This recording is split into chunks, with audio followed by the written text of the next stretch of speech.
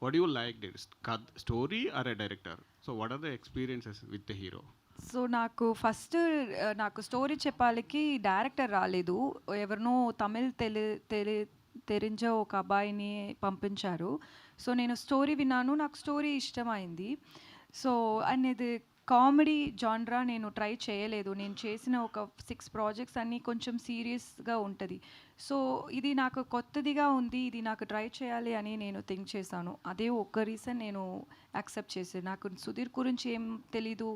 ఆమెకి చెప్పినప్పుడు స్టోరీ ఉండదండి. ఉట్టి ఆమె వీళ్ళకి చెప్పినప్పుడు ఆర్టిస్ట్‌కి ఏమంటే వాళ్ళ లైనే వాళ్ళ క్యారెక్టరే నా చెప్తారు. క్యారెక్టరైజేషన్ సో మొత్తం అట్లా చెప్పారు. Lot of people will agree. Yeah! అదే జరుగుతది. ముందు స్టోరీ అని డెవలప్ చేసి ఫుల్ నరేషన్ ఉండదు. సో అది చెప్పారు. సో సుధీర్ గురించి తెలీదు, ఎవరి గురించో నాకు తెలీదు ఆ టైంలో. నేను స్టోరీ వినినే నేను అది ఓకే చెప్పాను. అది కామెడీ జాన్రా అని మాత్రమే నేను ఓకే చెప్పాను. సో అలానే సెట్‌కి వచ్చిన నుంచే ఎక్కువ టైం కూర్చోపెడతారు. వాంటెడ్‌గా ఒక బ్రైడల్ లుక్ ఉంటది. మార్నింగ్ ఏం చెప్పాలి, శారీ వేయాలి అంటారు. సీన్ మార్నింగే రెడీ అంటారు. ఈవినింగ్ ఒక 5:00కే షాట్ పెడతారు. Whole day I have to sit in the bridal thing. But that's okay. That's how work happens and it's okay. I am not saying it as a complaint. But it's just like he could have been little more considerate. ఎందుకంటే it's I always believe that a movie is not just about the producer, the hero, the heroine or the director. There is more to it. There are enta mante janalu from the technicians, enta people work అది స్టేక్లో పెట్టి మీకు ఏది కంఫర్టో, మీకు ego ఉంటుంది అంటే అది అలా చూసేదే తప్పు అని నేను థింక్ చేశాను. End of the day like you can't like put other people's effort at stake. So అది అలా చేయకూడదు. అలా మళ్ళీ వారు ఒక టైం ఒక షాట్ జరుగుతుంది. అది ఒక చేసింగ్ సీన్. అది ఫినిష్ చేసి అక్కడ ఒక 30 పీపుల్ ఉన్నారు. జూనియర్ ఆర్టిస్ట్, క్యారెక్టర్ ఆర్టిస్ట్ అందరూ ఉన్నారు. సో డైరెక్టర్ మైక్లే చెప్పారు, ఏంట్రా ఇది, ఈ అమ్మాయిని ఎంత అందంగా ట్రై చేస్తే ముడింజిలా, ఎందుకంటే ఈ అమ్మాయి అందంగా లేదు అని పబ్లిక్గా చెప్పారు. సో అది వాళ్ళు ఒపీనియన్. ఓకే, వాళ్ళకు నేను అందంగా లేదు, అది నా ప్రాబ్లం కాదు. బట్ అది ఒక పబ్లిక్గా చెప్పినప్పుడు నాకు ఎలా కాన్ఫిడెన్స్ వస్తుంది. నెక్స్ట్ షాట్ నేను వెళ్ళి నా కెమెరా చూసేటప్పుడు ఒక వాళ్ళందరూ ఉన్నారు. వాళ్ళకు ఒక 8 అసిస్టెంట్స్ ఉన్నారు కదా.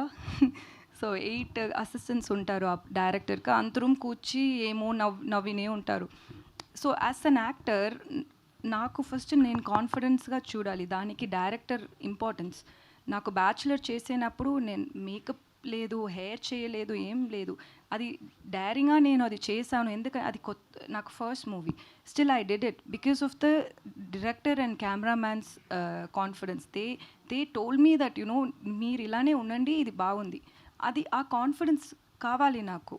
సో ఒక ఫస్ట్ టైం ఒక మూవీ చేశాను, ఒక కొత్త ఇండస్ట్రీ, అది అన్నీ వాళ్ళు ఏం థింక్ చేయనే లేదు. ఇలానే మళ్ళీ చేసినా అదే నేను అడ్జస్ట్ చేశాను. నేను ఓకే, ఒక్కొక్క డైరెక్టర్కి ఒక్కొక్క స్టైల్ ఉంది. ఓకే, అది నేను ప్రాబ్లం చెప్పలేదు. బట్ అది ఒక సోషల్ మీడియాలో చెప్పినదే నాకు కోపం వచ్చింది. అది అలా అయింది అంతే. చంద్రశేఖర్ దేవభారతి గారు, so we all know you as Subbu and many characters, చాలా మంచి క్యారెక్టర్స్ చేశారు. అండ్ మీరు ఇప్పుడు ఇందాక మాట్లాడుతూ వేరే నెక్స్ట్ సుధీర్ గారి ఫిల్మ్కి నన్ను ఒక సాంగ్ కోసం, స్పెషల్ సాంగ్ కోసం అడిగారు అని చెప్పారు. డూ యూ చెక్, అంటే మిమ్మల్ని వాంటెడ్లీ అడిగారని మీకు అర్థమైందో, ఆర్ఎల్స్ కావాలని చెక్ చేయడానికి అడిగారని మీరు ఎలా చెక్ చేసుకొని చెప్పగలిగారు? ఎందుకంటే నెక్స్ట్ ఫిల్మ్ గురించి మీరు మెన్షన్ చేశారు కాబట్టి, మేబీ అది ఆ డైరెక్టర్కి నెక్స్ట్ అదొక పెద్ద ప్రాజెక్ట్ కాబట్టి మేబీ అతని మీద రాకుండా ఉంటుంది కదా. మీరు ఏమైనా ప్రాపర్గా చెక్ చేశారో, ఆర్ఎల్స్ నార్మల్గానే ఇలా మిమ్మల్ని కావాలని అడిగారని అనుకుంటున్నారా? లేదు, అది వాళ్ళ నంబరే, అది ఆ డైరెక్టర్ నంబరే, అది వాట్సాప్ నంబర్. వాళ్ళు పిక్చర్ ఉంది.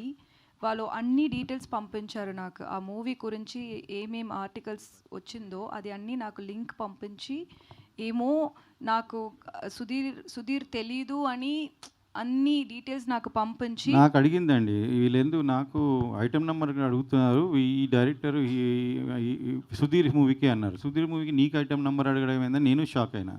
అందులో 3 హీరోయిన్లు ఉన్నారు, నిన్నెందుకు అడగదు? ఫస్ట్ అనుకుని ఏదో జస్ట్ బై మిస్టేక్ డైరెక్టర్కి తెలియదేమో, పాత ఇష్యూ, సో అడిగింటారులే, వదిలేసే అన్న.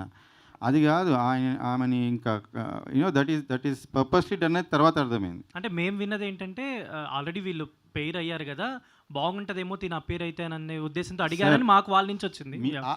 మీరు వాళ్ళని అడగండి. ఆయననే హీరో ఉన్నాడు.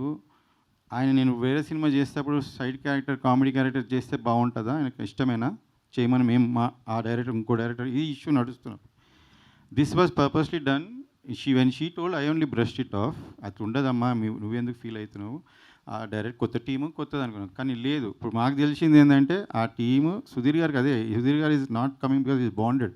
ఆయన అక్కడ ఫిక్స్ చేశారు అనుకుంటా. ఆ టీంలో ఎవరు ప్రొడ్యూసర్, మెయిన్ ప్రొడ్యూసర్ డబ్బులు పెట్టేటోళ్ళు మీరు ఎవరో మీకు కూడా తెలుసు. అది మీ డబ్బులు ఎవరియో బయట వాళ్ళయి ఆ సాంగ్ వాటికే డబ్బులు ఉండే అంట. నాకు చెప్పిండ్రు. నాకు ఇప్పుడు బయట ఈ ఇష్యూ వచ్చినాయి, చాలామంది బయటకు వచ్చి చెప్పారు బాధితులు. అన్ని రికార్డింగ్స్ ఉన్నాయి, టైం వస్తే నేను పెడతా.